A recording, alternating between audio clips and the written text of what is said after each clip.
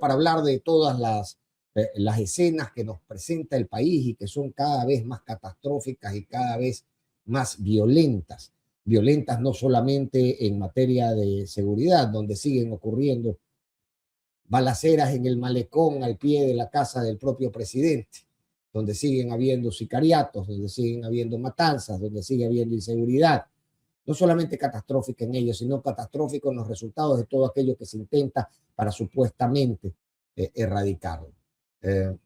Y catastrófico, por supuesto, a nivel diplomático, como hemos visto, y a nivel también de imagen internacional, como se revela en este documento del New York Times. Voy a poner a Felipe Vega de la Cuadra en pantalla para saludarlo. Querido Fe, ¿cómo está usted? ¿Cómo estás? ¿Qué tal, Fernando? ¿Cómo está el sonido? Estoy con un micrófono. Está perfecto. Ya, ok. Porque Está estoy con una bulla ambiental de trabajos en la casa y no micrófono, así que vamos a probar ahí. Perfecto, perfecto. No creo que haya ningún problema, Fe. Yo te escucho perfectamente bien. Parece que la conexión está estable. Lo que no está estable es el país, don Fe, y para eso lo hemos convocado para conversar, porque, a ver, más allá de la inmensa vergüenza que representa este artículo del New York Times, las vergüenzas ayer se han sucedido una por una, y para quien captura las señales en el aire, el tema de Bonil no es un tema menor. El tema de Alexandra Villasís no es ni puede ser un tema menor. El tema de la inobservancia de la sentencia de Corte Constitucional por parte del ministro John Reinberg respecto de los servicios públicos en momentos de toque de queda no es un tema menor. La inobservancia de Harold Urbano respecto del tema de Alexandra Villasís tampoco, y mucho menos lo es lo revelado ayer en el caso Ligados, la manipulación de evidencia sin respetar la cadena de custodia, dejando en indefensión, como en indefensión está también el alcalde de Guayaquil, a quien se llama el alcalde criminal, siendo inocente aún hasta que se demuestre lo contrario en los procesos. Este es el escenario general, y solamente tomando las puntas de los icebergs, Feli. No he hablado todavía de la proscripción de Revolución Ciudadana y de otras organizaciones políticas. Entonces, partamos de cómo luce el panorama. Caminamos a una nueva elección, Felipe, sin ninguna garantía de que este país pueda siquiera tener la libertad de elegir en razón de su propia conciencia a sus autoridades. Mira, Fernando, buenos días, y buenos días a todo nuestro público, tu público, y quienes tienen la gentileza de escucharme cuando estoy contigo. Hay que hacer un reconocimiento básico. Hay que reconocer la realidad para poder actuar sobre ella. Es lo que hacen los médicos en un caso crítico. Dicen, mire, señores, el paciente, su pariente, está con una falla multisistémica, puede vivir 4 días. Hay que reconocer la realidad. Y la realidad, mi querido Fernando, es que en el Ecuador no hay juridicidad.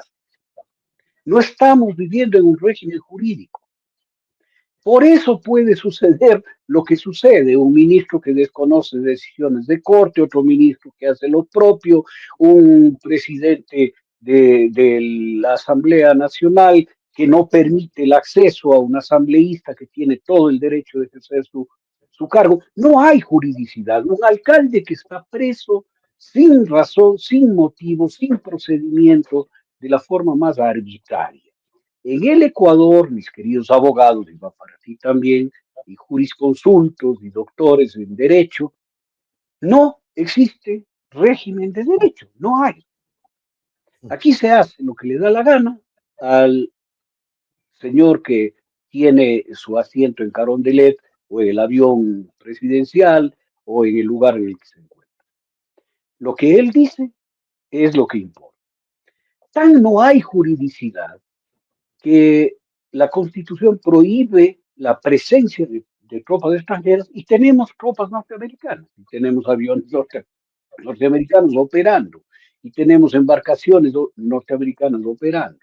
La Constitución prohíbe y el mandato popular prohíbe que hayan sistemas de arbitraje, pues se hacen convenios con sistemas de arbitraje. No hay régimen jurídico en el Ecuador. Esto hay que reconocerlo así de franco. Por lo tanto, vivimos ¿En qué vivimos? ¿En una dictadura? No. En las dictaduras se mantiene parte del régimen jurídico, ¿no? Al menos una parte. En las dictaduras, o una gran parte, en las dictaduras se rompe el régimen democrático, pero se mantiene de alguna forma el régimen jurídico, de tal suerte que inclusive en épocas de dictadura se sustituyen las cortes, pero sigue vigente el régimen jurídico, ¿no? Aquí no, Ok, pero alguien debe, a ver, acá al menos la Constitución dice somos un Estado social de derechos y justicia, entonces al final debería alguien tener el encargo de hacer cumplir aquello que en su competencia contenciosa las cortes determinan. Pues Felipe, ¿cuál es la salida al final? Porque decir no hay derecho no puede, nos convierte en la jungla. claro, mira, la Constitución manda que es el presidente de la República el que debe cumplir y hacer cumplir la Constitución. O sea, el gato cuida la despensa. Aquí estamos en un Ouroboros, una serpiente que se muerde la cola. No hay régimen jurídico en el Ecuador. No hay régimen constitucional en el Ecuador. No hay república en el Ecuador. Mira lo que te estoy diciendo.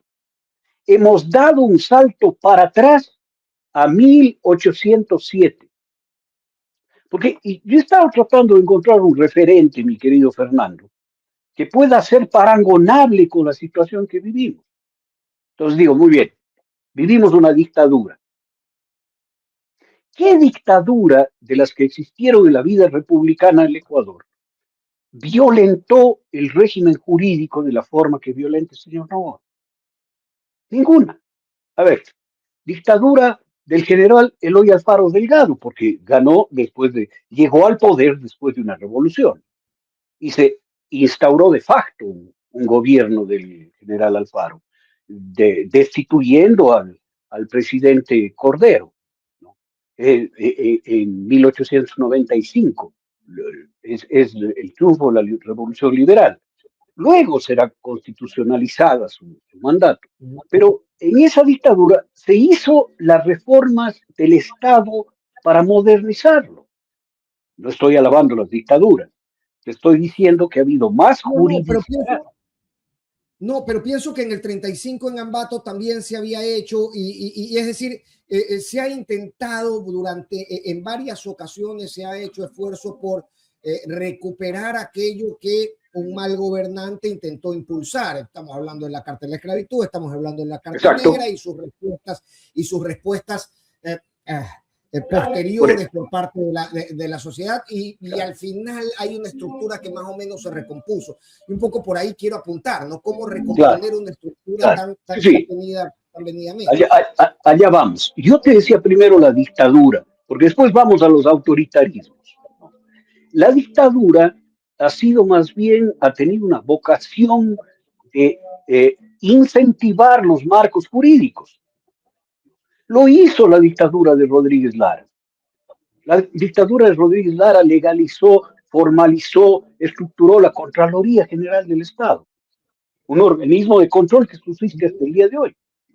La dictadura de Rodríguez Lara creó Solca como un servicio especializado para el cáncer, con una ley. La dictadura de Rodríguez Lara nacionalizó el petróleo. La dictadura anterior del 63 hizo la ley de reforma agraria. Mira tú, no estoy diciendo que son una maravilla, estoy diciendo que hasta las dictaduras tenían una inclinación hacia la juridicidad del Ecuador. La dictadura de los años 30 de Enríquez Gallo hizo el Código de Trabajo. Entonces, el antecedente de Noboa no es la dictadura. El antecedente de Noboa podría ser el autoritarismo, y ahí vamos a Juan José Flores, vamos a García Moreno, ¿no? A la Carta de la Esclavitud, la Carta Negra, que su autoritarismo impuso constituciones autoritarias, pero impuso constituciones autoritarias en el marco de la ley. García Moreno, no obstante su autoritarismo, consolidó la nación ecuatoriana. Empezó la construcción del ferrocarril, Sí. revolucionó la educación superior y entró en una serie de procesos positivos para el país. Y Juan José Flores, pese a su autoritarismo, construyó la República del Ecuador. O sea, no son parangonables con el señor Noboa. ¿Qué parangón tiene? Te voy a dar Bueno, fecha. el Estado ecuatoriano, ¿no? La República, digamos, el término República se acuña después, en el Sí, pero 35, bueno, si no me equivoco. sí, El sí. Estado No. ecuatoriano. La Constitución de Riobamba del año 30 y la Constitución de este país. Empieza con él. Bueno, Sí, sí. a lo que iba es, ¿cuál es el referente? Y te voy a dar una fecha. Agosto de 1807. Es el único referente parangonable que yo he encontrado. Es decir, en plena época colonial, en el régimen virreinal. Resulta que en agosto de 1807 muere en Quito Francisco Luis Héctor Barón de Carondelet y Castaños, presidente de la Real Audiencia de Quito. Muere y cuando están velándole en el Palacio de Carondelet, que es la sede de gobierno y fue construida por el Barón de Carondelet, muere y llega un militar español, coronel, llamado Diego Antonio Nieto. Y Diego Antonio Nieto dice, ¿quién es el presidente? Le dicen, está en el ataúd. Y dice, bueno, ¿y quién va a ser el presidente? Le dicen, bueno, el cabildo quiteño tiene que reunirse para elegir un presidente momentáneo, hasta que su majestad lo nombre. Ah, no, yo soy el presidente. El Claro, señor Diego Antonio ¿para qué Nieto. se van a reunir si no es ¿Para qué necesario reunirse? Yo no soy. es necesario. Yo soy. Así que ustedes a la casa, y disuelve el cabildo de Quito, ¿no?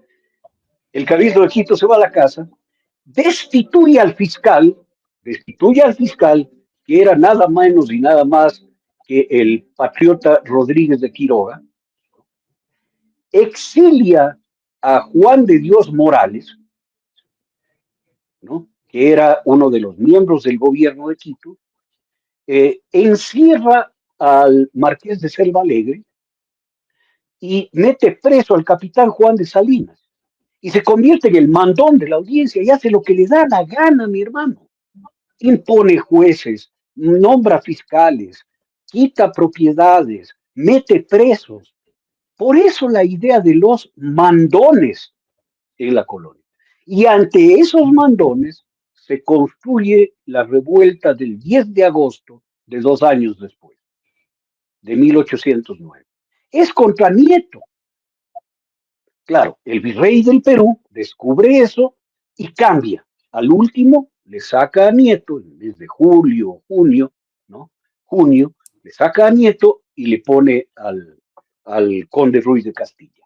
Eso es el antecedente. Hemos dado un salto, mi querido hermano, a más de 200 años atrás, borrando todas las instituciones de la República. Pero tal vez ahí está el detalle, ¿no? Incluso en circunstancias de colonialismo, la sociedad consigue moverse para deshacerse de un elemento que le resultaba nocivo por su autoritarismo. Es decir, el concepto de que un solo gallo, incluso en una lógica monárquica y colonial, el concepto de que un solo gallo haga y deshaga a su completo antojo era ya algo más visto. De nuevo, bajo un paraguas monárquico y colonial. No Sí, se señor. diga durante el ejercicio de una república y menos durante un Estado social de derecho y de justicia. El asunto Claro. es, hoy por hoy, ¿qué está pasando frente a esto? Porque yo lo que observo es, y voy a hablarte desde mi sensación de desamparo. Observo una revolución ciudadana que canaliza los deseos de buena parte de la oposición o que canaliza la alternativa política de buena parte de la oposición, que está completamente arrinconada y peleando sus propias batallas. Y yo lo entiendo, porque al final es una cuestión de subsistencia, es una cuestión de existencia, es un riesgo existencial, ahora que se usa tanto esa frase durante las guerras. Pero pero sin esa alternativa o con esa alternativa permanentemente amenazada a sus liderazgos, permanentemente perseguida, además por vía judicial, uno mira el escenario y se siente desamparado. Claro. Porque ciertamente no veo un resorte social, no veo sindicatos, no veo actividad de protesta real, canalizable y ejecutable y aterrizable en actos efectivos que provean al menos una de dos respuestas. La primera, que el gobierno, por poco probable que sea, tome atención a estos elementos, o la segunda, que definitivamente se pueda canalizar cosas como la revocatoria o alguna de las opciones constitucionales para salir de este rollo. Bien. Fernando, tú acabas de describir un país que no solo vive una situación de demolición del régimen jurídico, sino de todo el régimen republicano. Por lo tanto, la democracia en este país no existe, está demolida. No hay opciones democráticas, no hay recursos democráticos para ir a una revocatoria de mandato. No hay cómo. No hay espacio, posibilidad, vía para hacerlo. No hay ejercicio tampoco de la interlocución política. Aquí no hay política. Mira, política hay en el Parlamento español, en el Congreso de los Diputados, donde H. Bildu del País Vasco conversa con Esquerra Republicana y los separatistas catalanes y conversan con el Partido Unidas Podemos y Izquierda Unida y el Partido Socialista Obrero Español y generan una opción de gobierno. Y Pedro Sánchez llega a ser presidente por ello. Y destituyen a Mariano Rajoy por ello, por una interlocución e interacción política en el Parlamento. Aquí no hay posibilidad de diálogo político. Mira, en el paro de Imbabura, si hubiese habido interlocución política en el país, se hubiera solucionado por vías de diálogo. No, todo es por vía de fuerza. ¿No es cierto? 7,000 soldados, más de 500 heridos, 200 detenidos, 3 asesinados. Un asesinato transmitido en vivo, Felipe, Claro. y eso es lo que me hace preocuparme aún más en esta pregunta, ¿no? Es decir, ¿dónde está la salida? Si hay una parte que se niega a conversar y los mecanismos constitucionales están capturados y las oposiciones están perseguidas, caray, ¿qué nos queda? Bien, a eso vamos. Es decir, el Ecuador es una nación en este momento que no tiene régimen jurídico, que no tiene régimen democrático, que no tiene régimen político, ¿no? Que está atrapada en la voluntad omnímoda de un mandón. Punto. Que tiene asidero en el centro, en los Estados Unidos, como tenía el virrey en esa época colonial con el rey de España. Esa es la situación que yo quisiera describirla así para poder entender lo que pasa. Hay el filósofo militar contemporáneo, un oficial prusiano que vivió a finales del siglo XIX e inicios del siglo XX, Karl von Clausewitz, que escribió un libro que se llama De la guerra. Y Clausewitz dice una cosa extraordinariamente clarificadora. Dice, la guerra, la definición de guerra que da Clausewitz, von Clausewitz, la guerra es la continuación de la política cuando la política no tiene ningún recurso. Imagínate, la guerra es la continuación de la política cuando la política no tiene ningún recurso. Si se acaba la política en una nación, si no permiten la interlocución política, si se ataca a la interlocución política y se destruye al interlocutor político y al representante político del pueblo, lo que estás haciendo es precipitarle a la nación a la guerra, según Clausewitz, que me parece lo más sensato. Vivimos en un régimen de guerra, que es el que acabas de presentar tú en Sucumbíos, ¿no?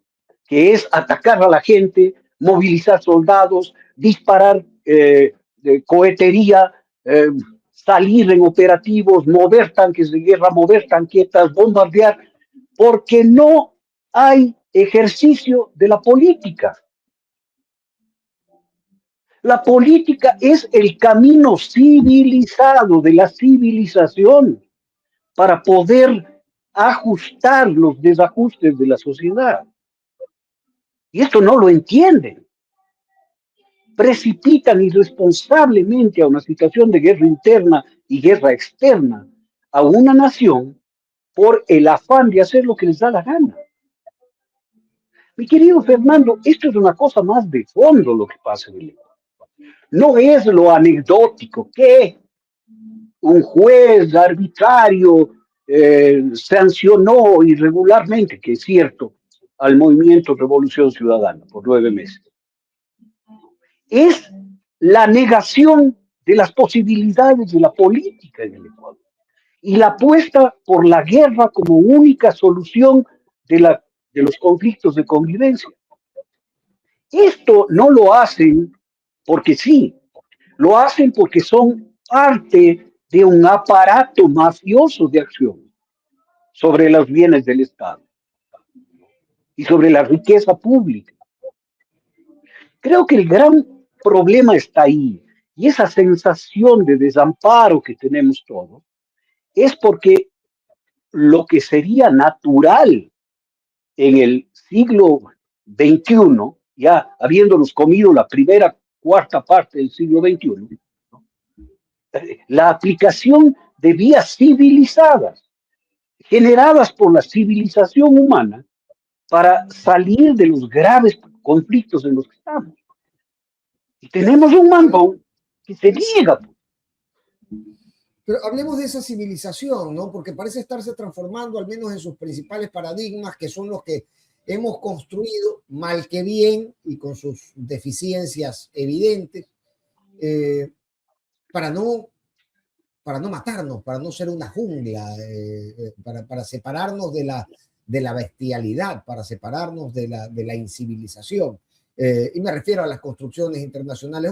Hoy es claro que el presidente ha dejado para un segundo plano el lugar que debería ocupar en la historia para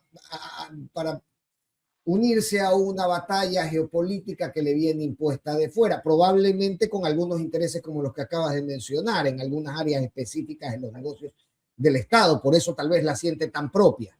Estoy elucubrando, por supuesto, jamás se me ocurriría. Claro.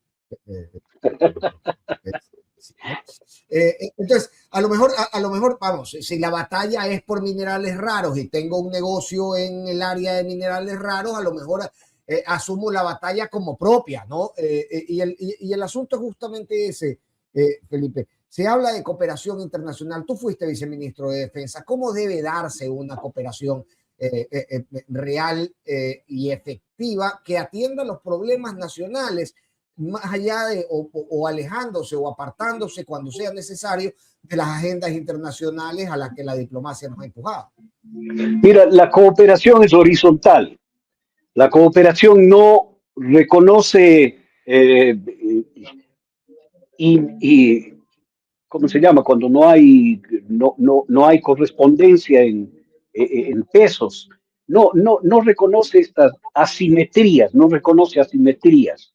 La cooperación es operar juntos, cooperar, actuar juntos.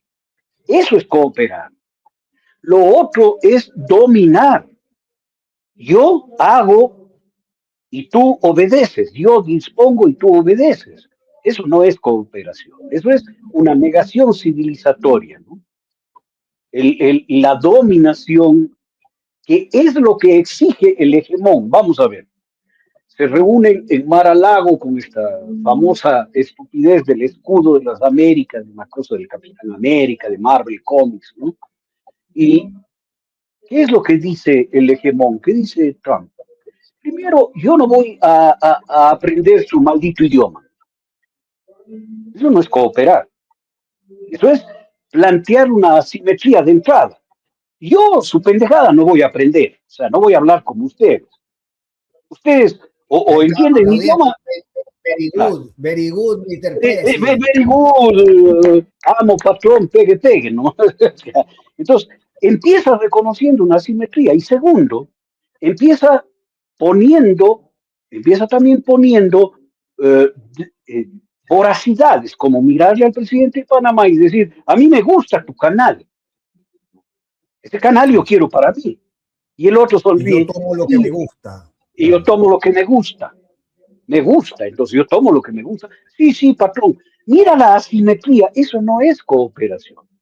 Eso es dominación. Entonces, que nos vendan este tipo de piedras de molino o pretendan vendernos, es una falacia más de la propia dominación.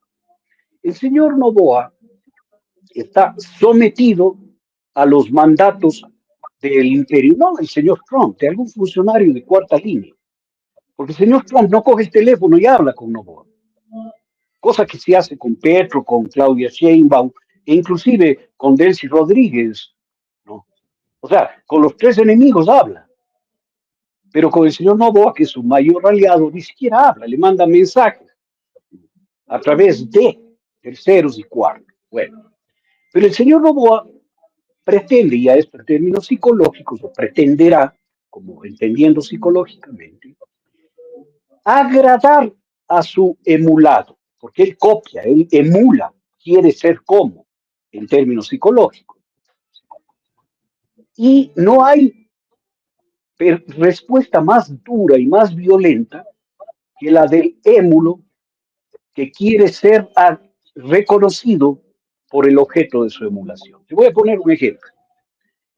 En la guerra mundial, en la época de los campos de concentración, una mujer del pueblo alemán, común y corriente, había sido enfermera, terminó de Gruppenführer, de jefa de un grupo de mujeres en un campo de concentración.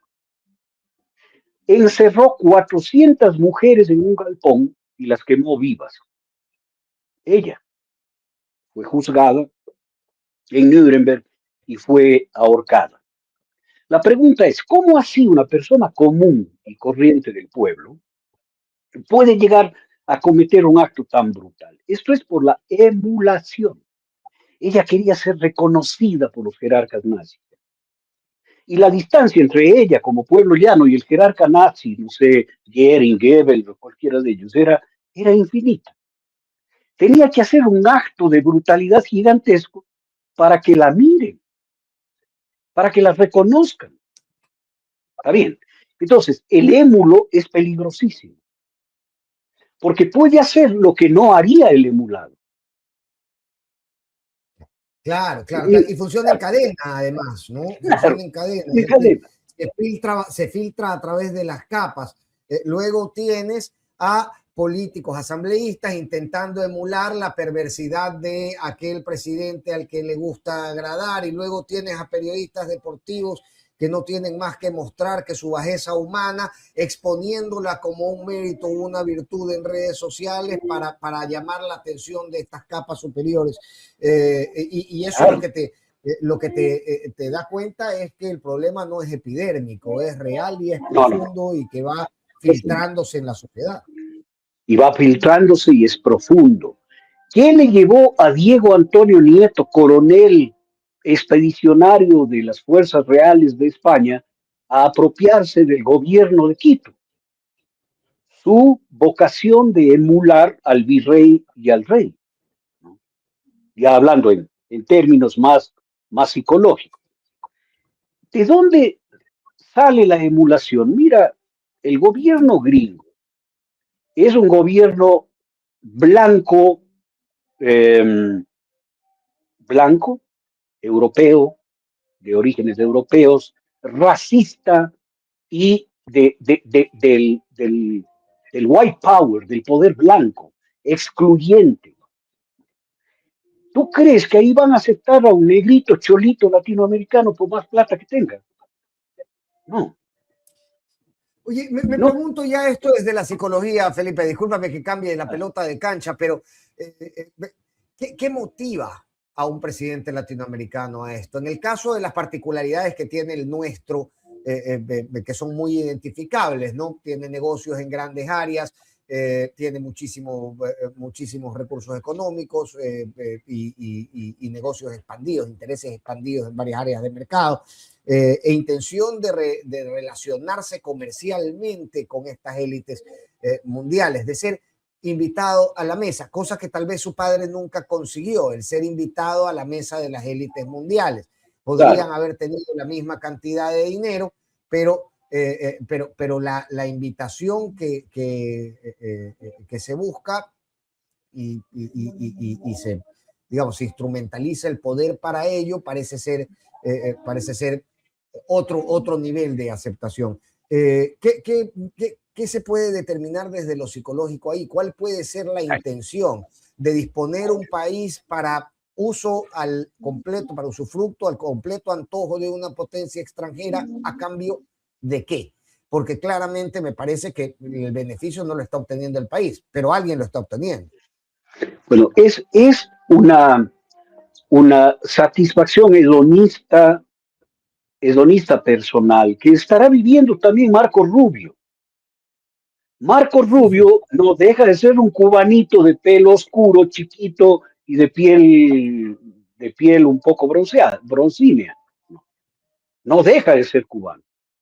Por lo tanto, él no tiene un puesto al lado de J.D. Vance o cualquiera de los supremacistas blancos que gobiernan en Estados Unidos, y nunca lo tendrá. Entonces, ahí hay una reacción psicológica de querer lograr esa condición sin tenerla.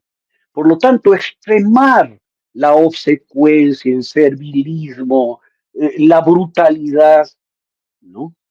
Este fenómeno se vivió aquí con los capataces mestizos, ¿no? Que querían ser parecidos a los patrones españoles blancos y se volvían de una crueldad brutal contra sus parientes que eran indígenas, ¿no? Esto explica este mecanismo de la psiquis humana, que yo creo que está funcionando, y te digo, no solo con Noboa, está funcionando con Marco Rubio también, ¿no? A quien es tratado con displicencia por los supremacistas blancos.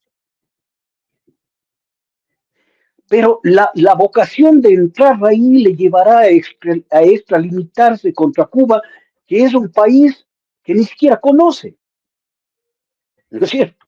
Y el señor Noboa tendrá la vocación de ser reconocido como norteamericano blanco, alto y hiperpoderoso, más o menos como el segundo tomo del señor Trump, ¿no? Y de pelo colorado, a cualquier costo. Mira, no es mecánica la riqueza para llegar a esa condición, no es mecánica. Hay muchos potentados económicos en el mundo que están en contra de lo que está pasando en los Estados Unidos. Absolutamente. No es que tienes dinero y te vas con él, no. Hay un segundo mecanismo que les pone en esa condición. A no ser que haya cosas prácticas, ¿no? El chantaje, el interés, la compra, qué sé yo. Pero creo que en este caso va por ahí, mi querido Fernando. Ahora, mencionabas Cuba, y Cuba es parte de la discusión nuevamente porque es una una medallita que se quiere colgar el presidente Trump, y pues el primero de los bien mandados en expulsar a la delegación cubana en la región es justamente Daniel Noboa. ¿Cómo nos pone diplomáticamente ante los ojos del mundo noticias como la que leíamos del New York Times, que se van sumando a situaciones que al menos en otras partes del mundo hacen levantar una ceja y alguna sospecha, como la negativa de cumplir los tiempos en la extradición del negro Willy, la invasión a la Embajada de México, la agresión a Colombia por vía arancelaria. ¿Qué imagen está dándose el mundo de lo que es Ecuador hoy por hoy? Y la pregunta viene a ser, a través de esa imagen, ¿podríamos los ecuatorianos capturar algo de lo que, creo yo, deliberadamente buena parte de la población está eligiendo no ver? Mira, Yo creo que peor circunstancia en el contexto global y diplomático no ha tenido el Ecuador jamás, porque es una colección de barbaridades. El gobierno norteamericano que secuestró a Nicolás Maduro y a Silvia Flores, este momento reconoce al gobierno de Venezuela, menos el Ecuador. El gobierno norteamericano tiene una relación estrecha con su socio y vecino, el gobierno mexicano, el Ecuador no. El gobierno norteamericano le invita al presidente Petro a la Casa Blanca, el Ecuador rompe relaciones. ¿Cómo crees que se lee eso? Porque no es Trump el que ordena esas cosas. Para mí es Marco Rubio, entre pares, entre Marco Rubio y el señor Noboa, son los que llevan adelante ese tipo de medidas para tratar de agradar al gorila naranja, ¿no? Los dos, porque los dos tienen el mismo fondo psicológico, mi querido Fernando. Y la sacada violenta y abusiva de toda la delegación diplomática cubana, eso no es ordenado por el señor Trump. Eso es ordenado por el señor Marcos Rubio, que tiene una obsesión enfermiza contra Cuba. Sus padres, los padres de Rubio, no salieron escapando de la revolución cubana, no, no. Salieron antes, escapando de Batista. Esto hay que saberlo, ¿no es cierto? Escaparon de Batista. Sin embargo, Ahora sí me he quedado con cara de signo de interrogación. Salieron escapando de una dictadura sanguinaria de derecha que funcionaba para servir los mismos intereses que ahora él sirve. Él sirve. ¿Razón de qué? ¿En qué? ¿En razón de qué? De esta vocación de ser norteamericano supremacista blanco que no es. Es una ruptura de la individualidad. Ya, quieres que te dé términos psicológicos. Tienen un proceso fallido de individuación, de reconocerse tal como son. Y tienen una imagen falsa de sí mismos, ya, de diagnóstico, ¿no es cierto? Pero este es el problema que trasunta en acciones de la política global. Oye, yo no entiendo cómo la diplomacia ecuatoriana no mira eso. Que hay gente valiosísima dentro del servicio diplomático. Eso. Mira que lo tengo apuntado también. Hablemos de la diplomacia ecuatoriana, que a través de la historia ha dejado elementos de tremenda valía y de tremenda comprensión de justamente estas estructuras de derecho internacional que decimos hace un momento. Mal que bien, con todas sus deficiencias, nos han separado de la barbarie durante casi un siglo. Claro, ¿qué pasa mira. con esos diplomáticos? Están sentados en delegaciones diplomáticas alrededor del mundo o en alguna tarea de la propia Cancillería pensando que, redactando un documento que le viene la orden desde la Canciller y pensando, ok, esto va a ser una catástrofe y sin embargo tengo que redactarlo. ¿Por qué no hay canales para que estos diplomáticos expongan su punto de vista frente a esta nueva identidad geopolítica? Como su nombre lo indica, el ejercicio de la diplomacia es diplomática. Ellos no se van a pelear con la canciller, ninguno. Porque pelearse con la canciller significa que se van para su casa o les meten a administrar el archivo, claro, el archivo de la Cancillería en Quito. Váyase ahí usted es el encargado de los archivos de la relación diplomática histórica con Haití. Vaya y siéntese ahí a analizar. Le joden. Yo creo que muy diplomáticamente los diplomáticos ecuatorianos le ayudan a la canciller a sustentar las barbaridades que propone el gobierno. Y sacan esas declaraciones. Le dan un marco teórico a la arbitrariedad, pero es que entonces tan buen diplomático no eres. Y una forma diplomática, ¿cierto? Yo creo que hay que entender la diplomacia ecuatoriana no como un ejercicio de soberanía, sino como un ejercicio de convivencia. Siempre han tratado de tener convivencia. Había una norma en la Cancillería ecuatoriana que era cómo debe votar el representante del Ecuador en la OEA o en la ONU o en cualquier organismo multilateral. Mira cómo vota Brasil, porque en orden alfabético Brasil está antes de Ecuador. Mira cómo vota Brasil y vota así. Esa era una norma no escrita en la Cancillería.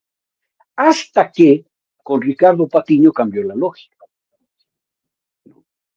Y habían procesos de análisis para que el Ecuador vaya y haga su voto con decisiones desde el Ministerio de Relaciones Exteriores y Movilidad Humana. Y cambió la posición ecuatoriana. Bien, este rato no pueden hacer lo que hace Brasil, porque Brasil está gobernado por Lula, si bien Celso Amorim, que es el que maneja la diplomacia brasileña, tiene una posición más de derecha, pero de todas maneras se verían abocados a apoyar posiciones más progresistas y más antihegemónicas. Entonces no hacen caso a Brasil, ahora cambió la cosa. Vota como voten los Estados Unidos, pero Estados Unidos vota después de Ecuador. ¿Cierto? Claro, Por lo tanto, claro, no claro. sabes cómo puede votar. Y llegan a un problema muy serio. Y tienen que entrar a la consulta, a la hipoteca, de hablar con la embajada y decir, oiga, ¿cómo van a votar ustedes para nosotros también? Esta es la realidad lamentable en la que está el Ecuador. Porque ni siquiera hay el cuidado de la fórmula, de decir, bueno, nosotros votamos soberanamente, no hemos consultado a nadie, pero votamos como votaba Brasil. Ahora votamos como va a votar Estados Unidos. Esto es lamentable para nuestra diplomacia. Pero, Fernando, déjame decirte, la diplomacia no es una acción autónoma. No puede haber una revuelta diplomática en la Cancillería. Hay que entenderlo así. Y con esto no estoy sacando responsabilidad a nadie, estoy tratando de entender qué es lo que pasa. Pero lamentablemente, la figura diplomática del Ecuador, que fue el gran creador de la UNASUR, el que apoyó los procesos de la CELAC, el que estuvo en la integración latinoamericana y en la solución de conflictos, y que logró una respetabilidad global, este rato es el país más lamentable del planeta. Mira tú, para la cumbre iberoamericana en Cuenca, vino el rey de España y un solo presidente. Presidente de Portugal.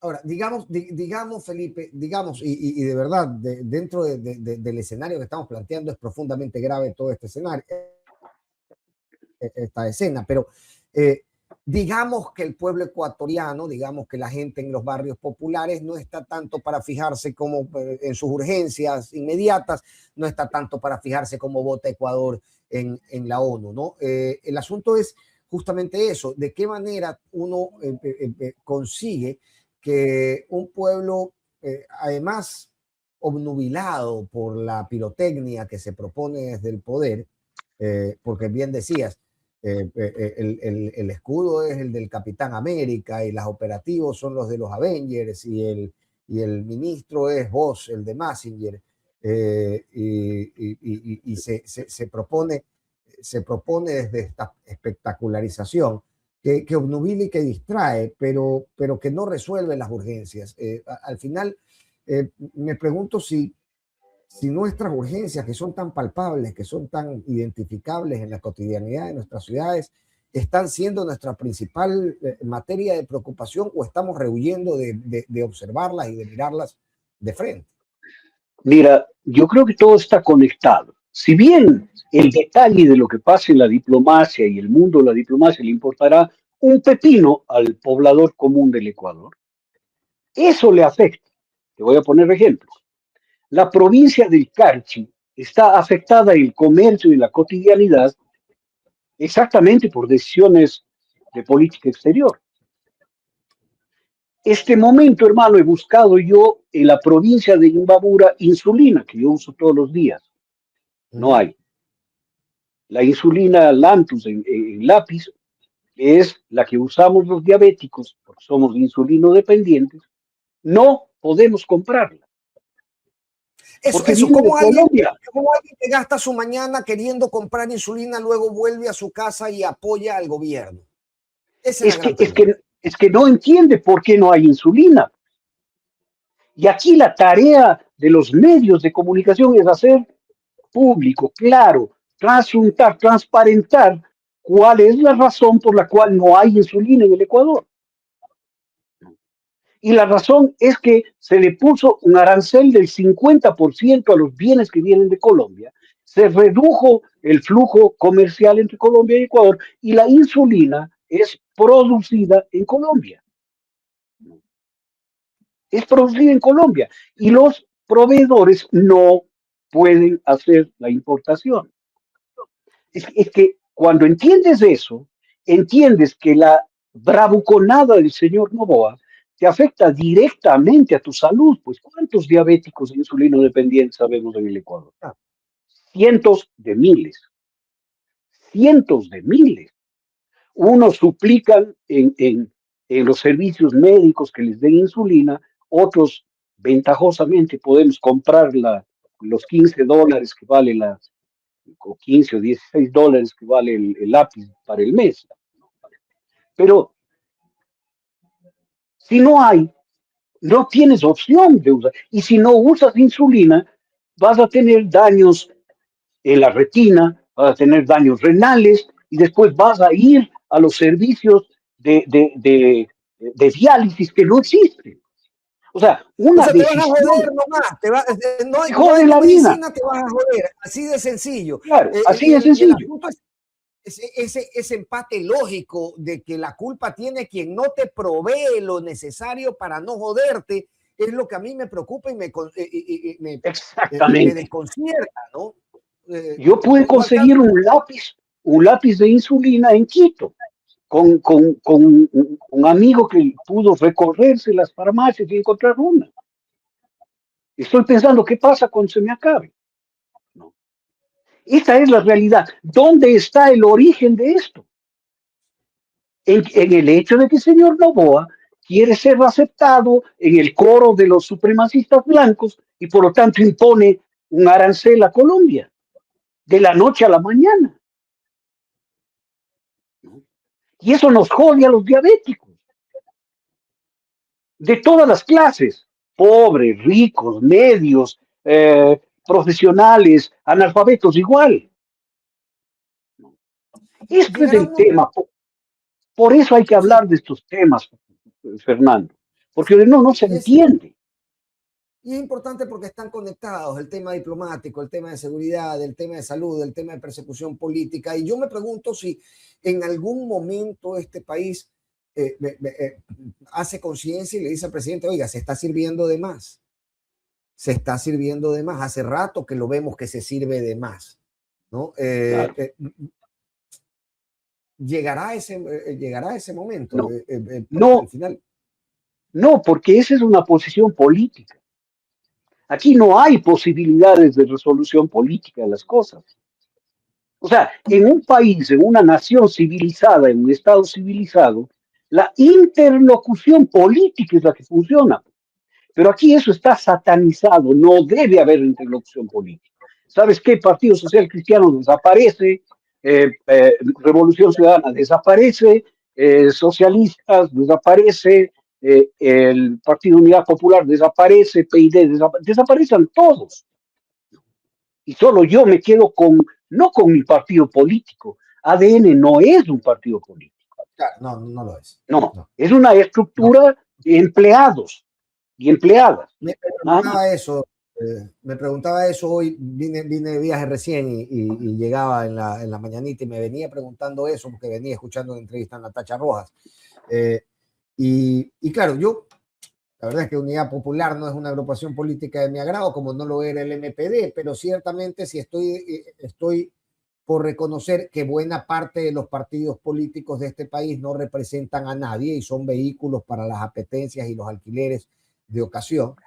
Por otro lado, si hay alguno de los pequeños partidos a los que yo le reconozco una militancia sostenida a través de las décadas y del tiempo es justamente al MPD, a la Unidad Popular.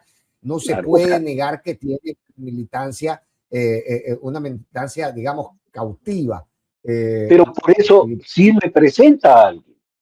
Así sea un pequeño sector de la sociedad, claro, un pequeño sector, representa ese sector. Y por lo tanto es absolutamente respetable. El régimen de partidos debe ser respetado porque representa la diversidad de la sociedad. Y esa diversidad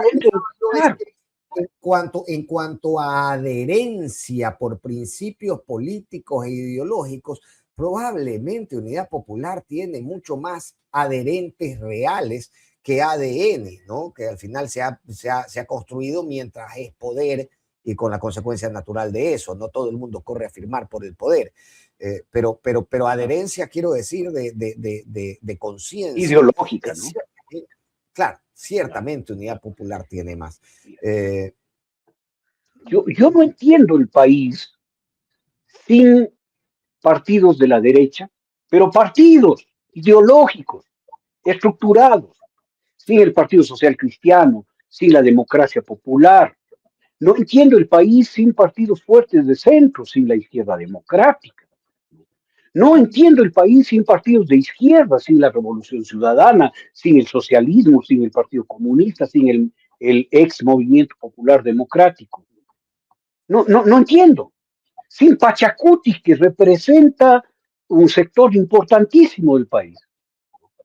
No puedo comprender un país sin movimientos y partidos políticos. Eso estorba a la nueva figura neocolonial del planeta. No deben haber. Fíjate que el señor Trump es tan claro esto, que el señor Trump dice anteayer, bueno, ya está liquidada la guerra con Irán, ya se acabó eso, ahora vamos a enfrentar al verdadero enemigo, el Partido Demócrata. Yo casi me caigo, hermano. Claro.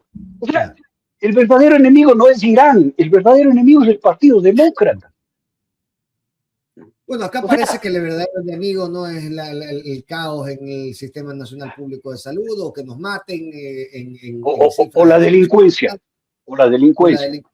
O ustedes, la Revolución Ciudadana. ¿no? Claro, es la Revolución Ciudadana. Entonces, tu pana Felipe Vega es el enemigo. Da mucho gusto. Sí. Esto es un desajuste ya de la razón. No es enemigo tuyo ningún movimiento político representante de un sector de la sociedad. Ninguno. Son expresiones que deben entrar al libre juego democrático. Esto que tanto han jodido, que el comunismo, partido único, que la bobería, todo lo que han jodido con eso, ahora son ellos los que propugnan un partido único. Y la izquierda defendemos el régimen múltiple de la democracia liberal. Fíjate a dónde hemos llegado, mi querido Fernando. O sea, a defender lo que ellos ahora atacan. Porque si destruyen el régimen de partido, destruyen la república, destruyen la democracia, destruyen la civilización. Esto es lo que hay que entender. Mira Marx. Hay un mecanismo de contención. Yo identifico un mecanismo de contención ahí. ¿Cuál? ¿Cuál? Que se unan. Ahora que hablábamos, ¿no? Yo tampoco comprendo un país sin partidos políticos que en el gran debate de ideas aporten todos, algunos con mayor valía que otros, el Partido Social Cristiano, la democracia cristiana, la izquierda democrática, partidos que tradicionalmente han concentrado la discusión pública, pero hoy al parecer lo que está en riesgo es toda la estructura que sostiene a los partidos y con ellos a la democracia. Y yo no veo dónde están o más bien, es fácil identificar, por ejemplo, dónde está Ramiro Rivera de la democracia cristiana y algunos otros agentes puntuales identificados con estas casas políticas, pero lo cierto es que yo no veo tampoco una voz única o una voz colaborativa de todas las agrupaciones políticas que se tomen en serio la democracia, diciendo, oigan, esto está mal, esto no puede ser, esto está generándonos un mal para mañana del que muy difícilmente podríamos salir en décadas. Mira, Fernando, la vida, lo que estamos viviendo hoy en la guerra en el Golfo Pérsico, ha traído la ruptura de varios paradigmas del planeta. Un paradigma militar. La guerra ya no se resuelve con fuerzas aéreas y con fuerzas navales y con fuerzas terrestres. Se resuelve con drones y misiles. Es el paradigma anterior, era la fuerza aérea, los portaaviones, ¿no? El control tecnológico. Ahora el paradigma es, necesitas drones eficientes que te cuesten $20,000, no misiles de $10 millones, ¿no? Y tienes que centralizarte en las oleadas de misiles y de drones conjuntamente. Nuevo paradigma de la guerra, ante el cual se cae todo el aparataje teórico que había funcionado hasta un mes atrás, hasta el mes de enero. ¿No? Bien, segundo paradigma que se cae. Los liderazgos dejan de ser centrales, dejan de ser sustantivos. Estados Unidos e Israel, en esa lógica del paradigma anterior, matan al ayatollah y matan a los generales, matan a los altos funcionarios y dicen, ya, se acabó. No, resulta que Irán ha desarrollado lo que ellos llaman una estructura en mosaico, que no está alrededor de un liderazgo, sino que tiene una fragmentación de liderazgos pequeños que terminan conformando un mosaico y presentando la figura completa. Entonces, hagan lo que hagas con los liderazgos, el mosaico sigue manteniendo la figura. A mí me parece un paradigma, mi querido Fernando, que hasta la astrología lo plantea desde hace algunos años. Y aquí vamos a ser un poco flexibles con las creencias y las posiciones científicas. La astrología dice que se acabó la era de Piscis y entramos a la era de Acuario. ¿Cuál era el paradigma de la era de Piscis? Los grandes líderes. Empezó en la edad de Cristo. Entonces, Cristo, Jesús, Mahoma, los reyes, Alejandro Magno, todos los grandes líderes, ¿no? Julio César, ¿ya? Hasta Lenin, ¿no? Y Churchill, y los grandes liderazgos del mundo. Y dice la astrología que ahora, que estamos entrando ya en la era de Acuario, ya estamos en la era de Acuario, el paradigma ya no son los grandes liderazgos, sino las redes humanas. Esto lo dicen los astrólogos desde hace tiempo, ¿no? Desde los años 70, cuando los hippies hacían ese paz y amor y viva la era de Acuario. ¿No? Okay, pero las redes humanas virtuales o las redes humanas vivas, porque al final creo que de todo género. Desde la convocatoria a una causa común en una red humana organizada, lo que hemos visto, por ejemplo, en tiempos de las acampadas, en Plaza Sol, etcétera. Es una cosa, y otra es que también estemos ante una sociedad que piensa que ya hizo lo suyo en el momento en que pone un tuit indignado por cualquier cosa y se da por satisfecho común. Pero eso no niega la existencia de las redes. A lo que te voy es que hay un nuevo paradigma. ¿Por qué te hago toda esta reflexión? Porque la unidad es la unidad de los liderazgos. Y los liderazgos son disfuncionales, porque dice Mario Bunge, filósofo de la ciencia, que un paradigma surge porque el anterior, el que sustituye, es infuncional, no funciona. Entonces, la unidad, y esto puede molestar a mucha gente, la unidad es unidad entre liderazgos. pero estamos ya en un paradigma donde no son válidos ni viables los liderazgos, son válidas las redes. Lo que tienes que hacer, y esta es mi convicción, es construir organización, organización en redes de todo el pueblo ecuatoriano. A más represión, más organización. A más persecución, más organización. No organización en un organismo político, no. Organización del pueblo, como Sí, se hizo para el no en la consulta. Cada uno en su ámbito, cada uno en lo suyo, en mosaico. de acuerdo, pero en la gran escena lo que estamos viendo también los ecuatorianos es que no logran organizarse las propias organizaciones políticas entre sí. Entonces, Porque son, al final se nos reclama algo que la propia clase política no ha estado muy efectivamente dispuesta a hacer. porque estamos en el cambio de paradigma. Estamos en el cambio de paradigma y vivimos la demolición de la política. Entonces, las organizaciones políticas no son la expresión eficiente, no diré válidas, son válidas, pero no son la expresión eficiente de la realidad del pueblo. Necesitamos una organización diferente hoy, no dentro de 10 años, hoy, que integre la organización política, pero una organización en mosaico, mucho más grande, mucho más amplia, mucho más abarcante. Yo hace años había estructurado una especie de teoría sobre las redes, a la que le di por llamar la teoría de las nemas. Nema en griego es red y es hilo. O sea, alude al hilo que forma la red y a la red en su conjunto. Okay. Y en la teoría de las nemas planteaba que deben hacerse redes más abarcantes, ¿no? Que es la única salida. No es la salida el movimiento marxista-leninista del Ecuador, solo no es. Pero no es la unidad entre los dirigentes de allá y los dirigentes de acá.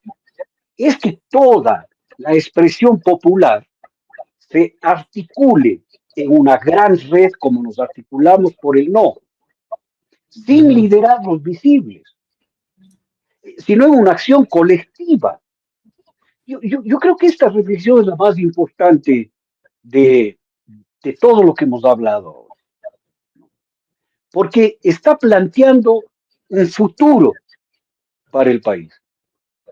Está planteando un futuro, está diciendo, oye, la única solución es organizarse. ¿Organizarse para qué? Para resistir, Fernando, para resistir. Lo único que va a doblar esta voluntad absurda es la resistencia.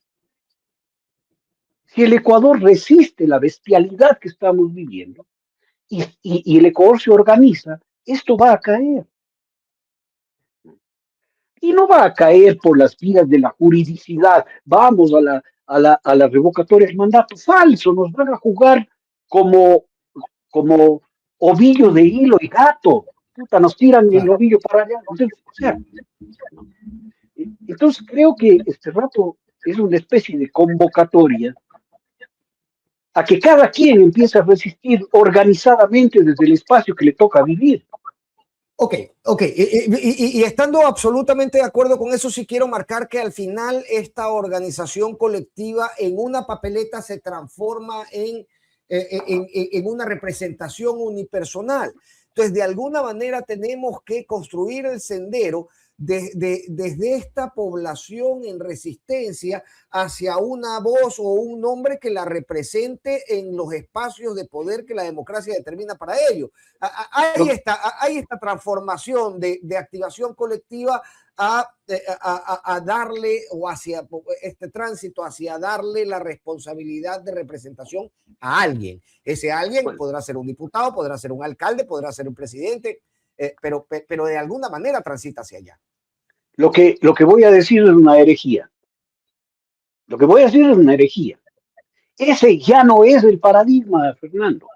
El paradigma no es el liderazgo.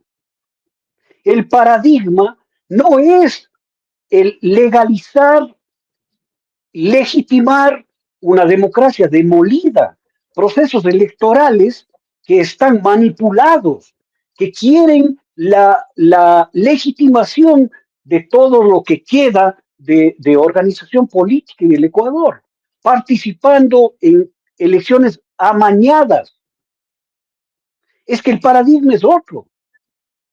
A ver, pregunto, ¿qué va a hacer el presidente o presidenta futura de la parroquia Imantag con la ley que tiene del COTAS?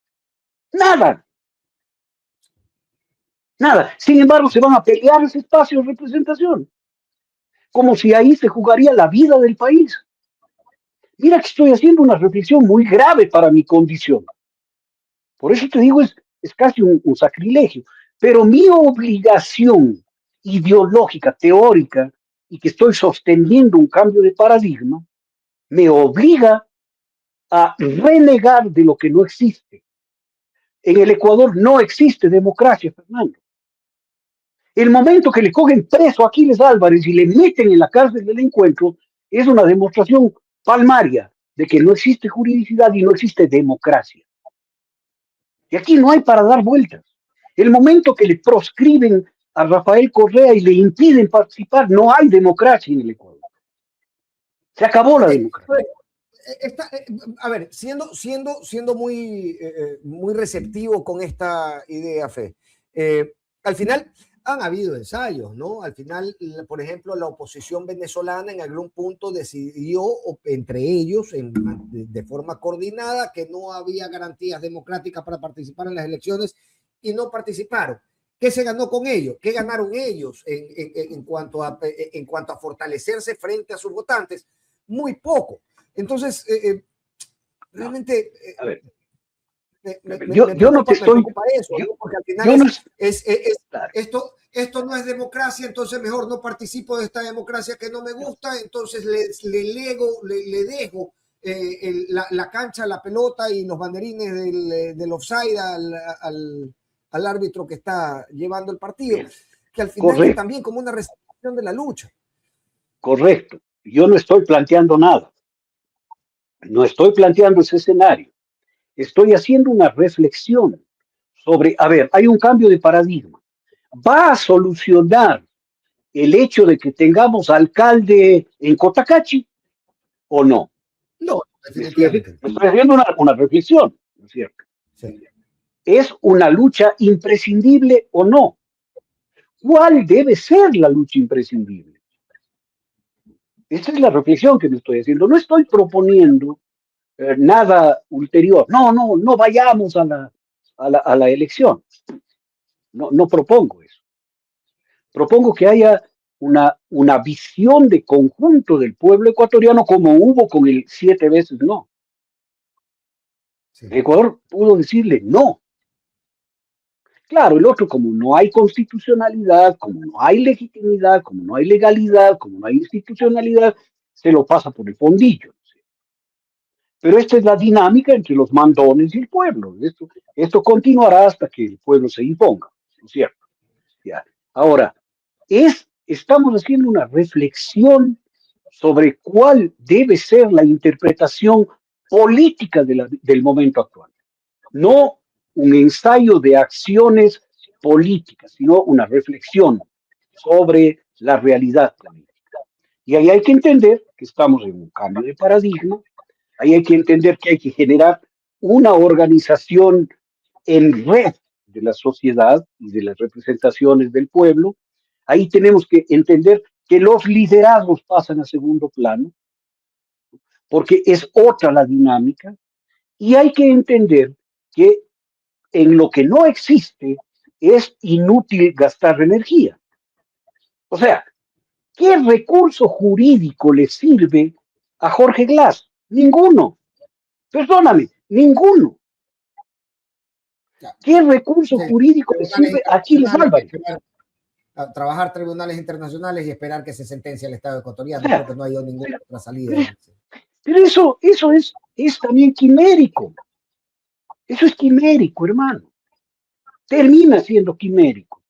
Ojalá algún día salga y estamos viendo cómo el gobierno ecuatoriano se pasa por alto decisiones de tribunales internacionales sobre el mismo Jorge Glass, pero se la pasa por el fondillo, hermano. Entonces, todo se vuelve quimérico en el tema jurídico y seguimos insistiendo como la única salida. Hay que dar la pelea ahí, por supuesto, pero no poner toda la carne en ese asador. Hay que entender políticamente la realidad. Tal vez esta sea la reflexión más que hacer una propuesta concreta sobre qué hacer en el mes de febrero, 14 de febrero del año próximo. O sea, puede cambiar el No escenario. llegan, ¿no? No llegan ni aceptada ¿cómo se llama? La apelación, o si ya los tiempos no dan. Si terminan saliendo de esto con los 9 meses en diciembre, ya no te dio tiempo para las elecciones internas. O sea, ya definitivamente Revolución Ciudadana con su propio sello no va a llegar a la papeleta. Yo creo que no. El asunto es con qué sello. No sé. La verdad no sé. Yo confío que el buró político tendrá opciones, ¿no?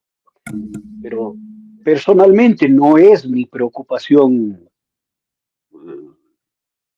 fundamental. Mi preocupación fundamental es otra.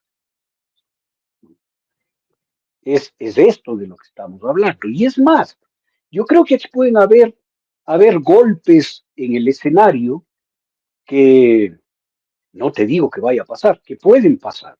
Por ejemplo, el señor Noboa tiene una fragilidad en la Asamblea tremenda. Está a un voto de perder la mayoría. A un solo voto. ¿Qué pasa si en los próximos semanas o en un par de meses pierde ese voto? ¿Cuál es el futuro para su gobierno? No le van a destituir, pero no va a poder hacer lo que quiere. ¿No es cierto? Yo creo que en ese escenario están preparando todos los elementos para la muerte cruzada. El haber proscrito a la Revolución Ciudadana, el haber encarcelado a Aquiles Álvarez, la persecución a Luisa González, a Andrés Arauz, no es pues para disputarse la alcaldía de Penipe, mi hermano. Es porque tienen en miras un proceso electoral central. ¿No? El cambio del método de asignación de escaños a la aplicación del método de Hunt no es pues para dentro de 3 años. Es para sustituir. Eso no se votó con la Revolución Ciudadana. Pero es que esa es la trampa, pues. Porque, ¿cómo puedes creer? Estás durmiendo con un tigre y ¿cómo puedes creer que estás soñando? Pues? Está preparándose para comerte. Y no le vas a acariciar porque te muerde la mano. Es decir, así vamos a tener mayoría con eso. ¿Qué mayoría va a ir a una elección sin nosotros? Y el método de Hunt le va a dar una mayoría incontrastable si va solito. Entonces, a mí me da por mal pensar que esto se trata de una muerte cruzada y que iría a elecciones generales, totales, en febrero.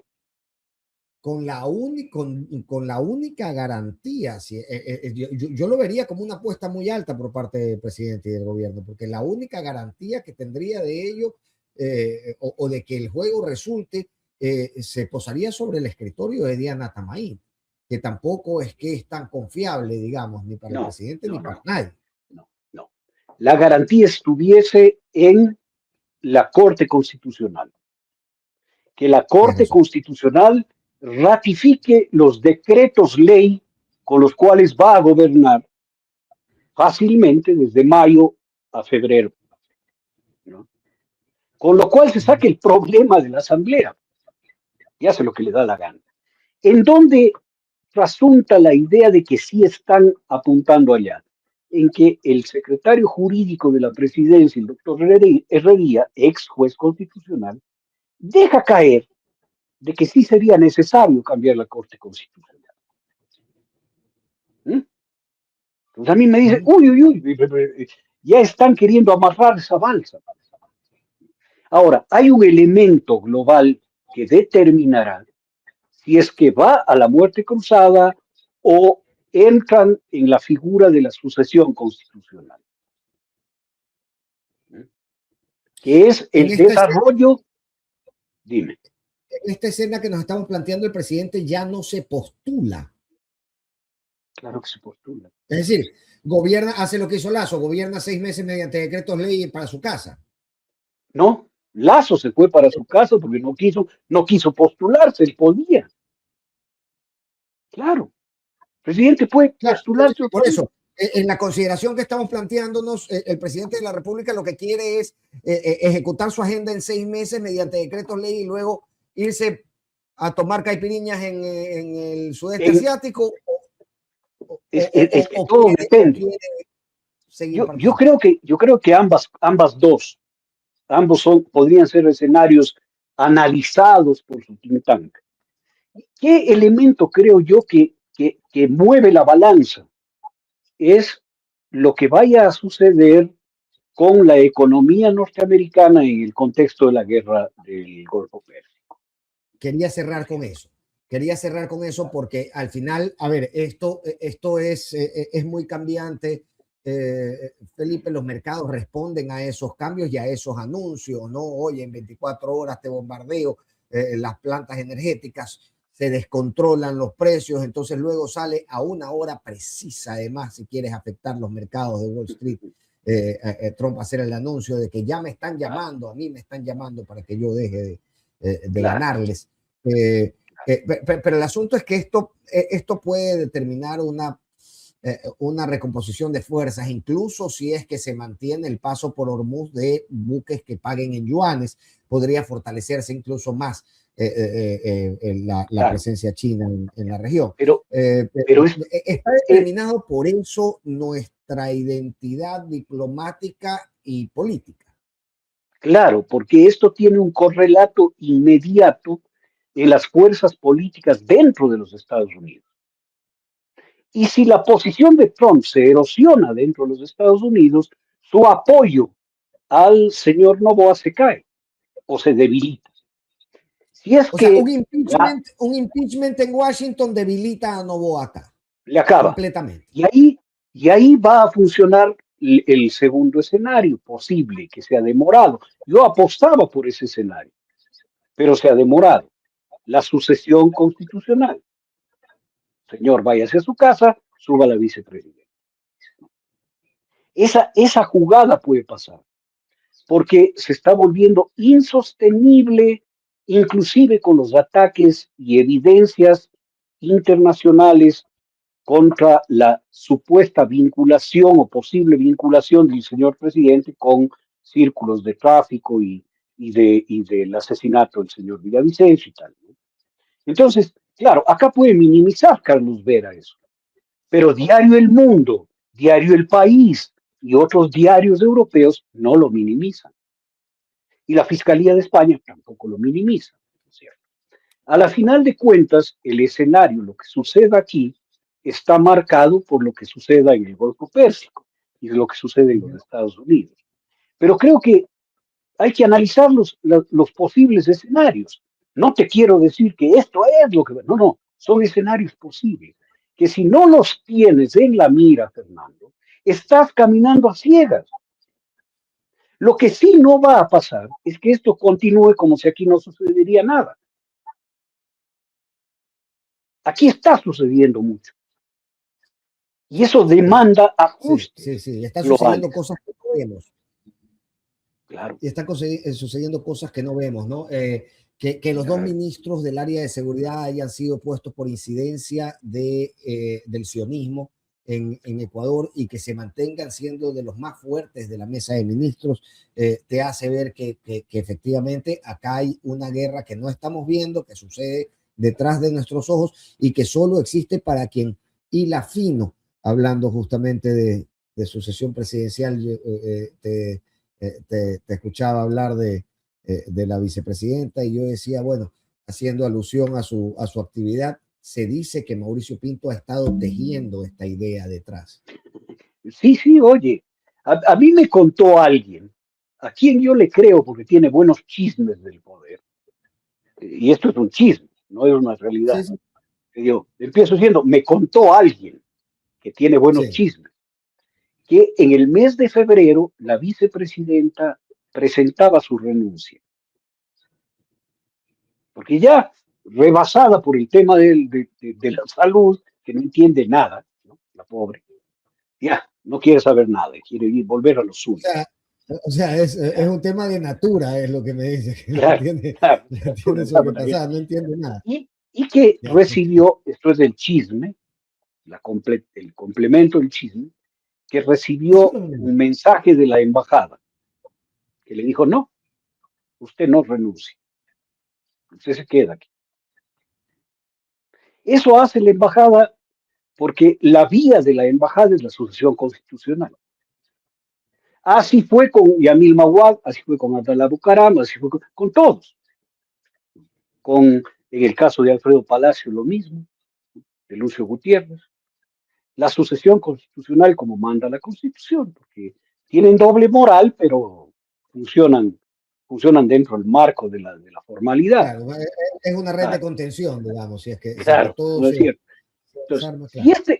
si este chisme fuese cierto, ojo, estoy poniendo la posibilidad de que fuese cierto, no estoy diciendo que es, ¿no? Si fuese cierto, estaríamos ante el escenario que yo estoy planteando. Tienen la carta de la sucesión, porque los Estados Unidos tampoco es una unidad de ánimo alrededor del señor Trump.